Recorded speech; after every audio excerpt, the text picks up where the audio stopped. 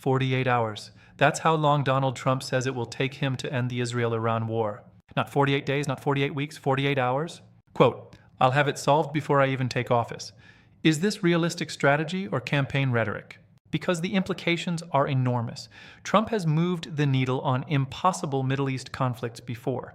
The Abraham Accords normalized Israel-UAE relations after decades of hostility. He got North Korea to the negotiating table when others couldn't. He pulled off diplomatic wins experts said were fantasy.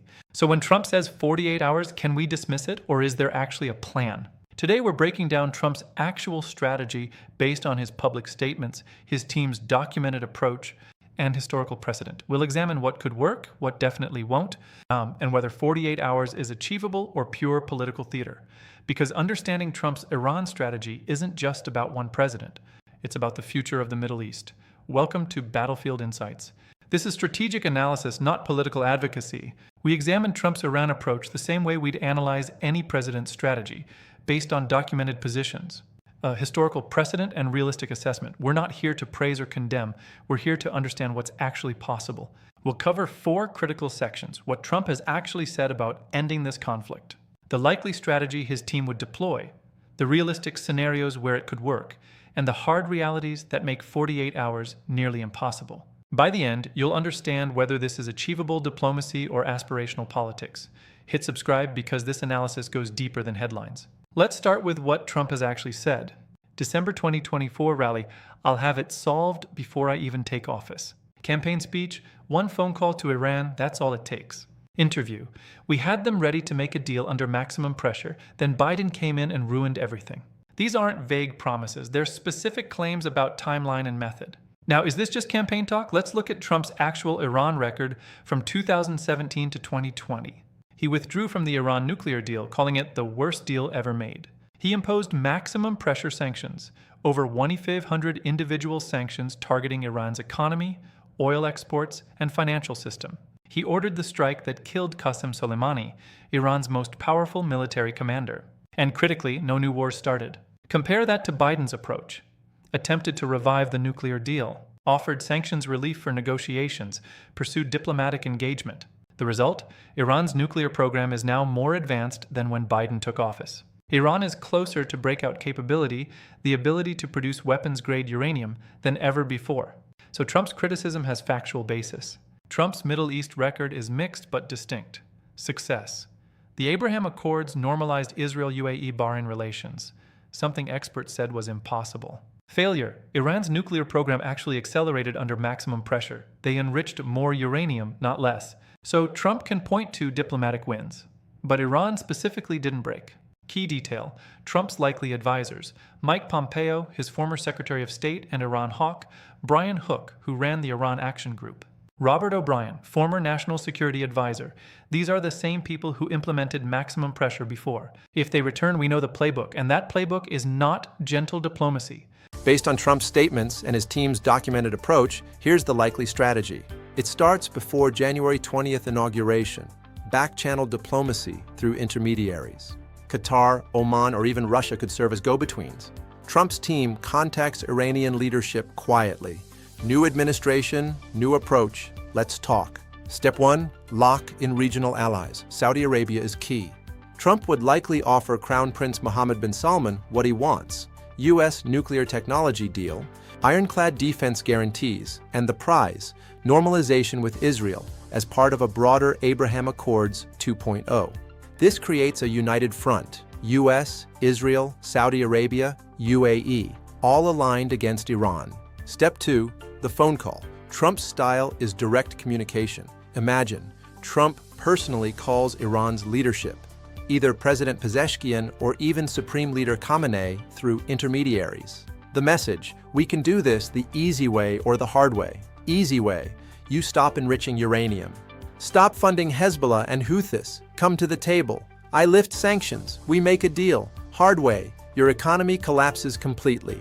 Step 3, the sweetener for regional buy-in. Saudi Arabia gets nuclear technology and defense pact. Israel gets ironclad U.S. commitment and normalization with Riyadh. UAE gets F-35s and economic benefits. Everyone wins, except Iran if they refuse. This creates overwhelming pressure. Iran isolated, everyone else benefiting. Iran's choice is simple: negotiate for relief or refuse and face total isolation. Step 4. Military pressure without military action. U.S. carrier strike groups positioned near Iran. B-2 stealth bombers deployed to Diego Garcia. Israel puts its air force on high alert for strikes. But, and this is critical, Trump publicly promises no regime change, no U.S. boots on the ground in Iran. The threat is economic and precision strikes only, not invasion. The proposed deal would be simple. Iran freezes its nuclear program at current levels, verified by inspections. Iran stops funding proxy groups across the region. In exchange, sanctions are lifted gradually, first oil, then banking, then full normalization. Both sides save face. Iran keeps its regime, gets economic relief. U.S. prevents nuclear Iran without war. That's the theory. Now let's examine if it's realistic. Here's why Trump's approach could actually work. Start with Iran's economy. It's in shambles. Inflation over 50%. The rial has lost 90% of its value since 2018. Unemployment is rampant. The Iranian people are suffering, and they blame their government. Mass protests have erupted repeatedly. The regime needs economic relief desperately. Supreme Leader Khamenei is 84 years old. He won't live forever. Iran's leadership knows succession is coming and the country needs stability. Economic collapse during a leadership transition could mean regime collapse. So there is incentive to deal if the terms are acceptable and save face.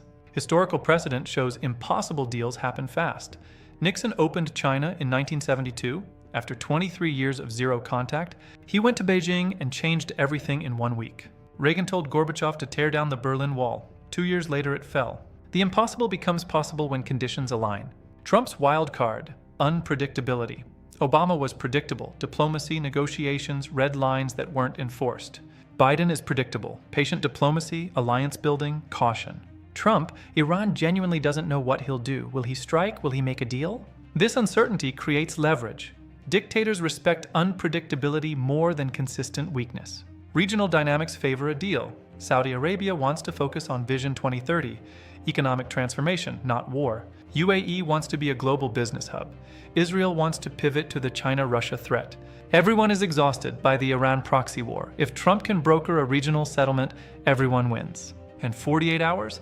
If back-channel work is done in advance, the public announcement could be that fast. Now the hard reality check. Iran's regime is built on anti-American ideology. 43 years since the Islamic Revolution. Generations raised on death to America chants. The Revolutionary Guards, the most powerful force in Iran, exist specifically to resist Western influence. Can that change in 48 hours? History says no. Iran's nuclear program is too advanced to give up easily.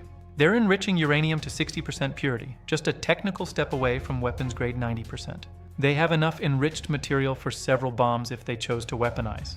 They've spent decades and billions building this capability. Why surrender it now for sanctions relief they've learned to live without? Regional complexity is massive. Iran doesn't just have a nuclear program. They have Hezbollah in Lebanon, Houthis in Yemen, militias in Iraq, forces in Syria. These are strategic assets Iran won't abandon. Any deal would require Iran to cut support, which means losing regional influence. Would the regime accept becoming just another Middle East country with no proxies? Unlikely. Trump's own record undermines the 48-hour claim. From 2017 to 2020, maximum pressure was supposed to bring Iran to its knees. Result? Iran's nuclear stockpile increased tenfold. They enriched more uranium under pressure, not less. Why would pressure work this time when it failed before? The strategy has a proven weakness. Domestic politics complicate everything. Democrats would oppose a Trump-Iran deal on principle. He's being soft on Iran, giving concessions. Republicans are split. Hawks want military action, not diplomacy. Senate wouldn't ratify a formal treaty. And Israel? Netanyahu's government is the most right-wing in Israeli history. They want Iran's nuclear sites destroyed, not negotiated over. Timeline reality. The JCPOA nuclear deal took 2 years of intensive negotiations. Nixon's China opening took years of secret diplomacy before the public trip. The Abraham Accords took months of shuttle diplomacy. Complex international agreements don't happen in 48 hours. They just don't. Complex international agreements don't happen in 48 hours. They just don't. Complex international agreements don't happen in 48 hours. They just don't. Complex international agreements don't happen in 48 hours. They just don't. So what could actually happen? 3 realistic scenarios. Scenario A, partial success. Trump announces a framework agreement within 48 hours. Iran agrees to talks, freezes enrichment temporarily. U.S. offers limited sanctions relief. The details take months to negotiate. Trump claims victory, the conflict continues but at lower temperature. Scenario B, symbolic win. Within 48 hours, Trump brokers a temporary ceasefire between Israel and Iranian proxies. Hezbollah stops firing, Israel stops strikes, Iran pauses nuclear work. It's not peace, it's de-escalation. Trump declares the war ended, but structurally nothing has changed. Everyone gets a pause, not a solution. Scenario C, failure and escalation. Iran refuses to negotiate under pressure. Trump's team escalates. More sanctions, potential military strikes on nuclear sites, full regional confrontation. Trump pivots from peace negotiator to strongman, arguing only force works with Iran. This could happen within 48 hours if back-channel talks fail. Here's the key insight. Trump's definition of success matters more than objective reality. He's a master of framing. If Iran agrees to talk within 48 hours, Trump will call that solving the crisis. Is a framework for talks the same as ending a war? No. But politically, Trump can claim victory. Remember mission accomplished in Iraq? The war lasted another 8 years. So will Trump end the Israel-Iran war in 48 hours? The answer is define end. If he means announce a framework for talks, declare a temporary ceasefire, or get parties to the table, maybe, possibly, with perfect execution and luck. If he means a comprehensive peace deal with Iran's nuclear program dismantled and regional proxies abandoned, absolutely not. That's fantasy. Trump's strengths are real: unpredictability, boldness, willingness to break diplomatic norms. His weaknesses are also real: oversimplification of complex issues, tendency to declare victory prematurely, impatience with detailed negotiation. The truth will be somewhere between his optimistic timeline and the pessimistic status quo.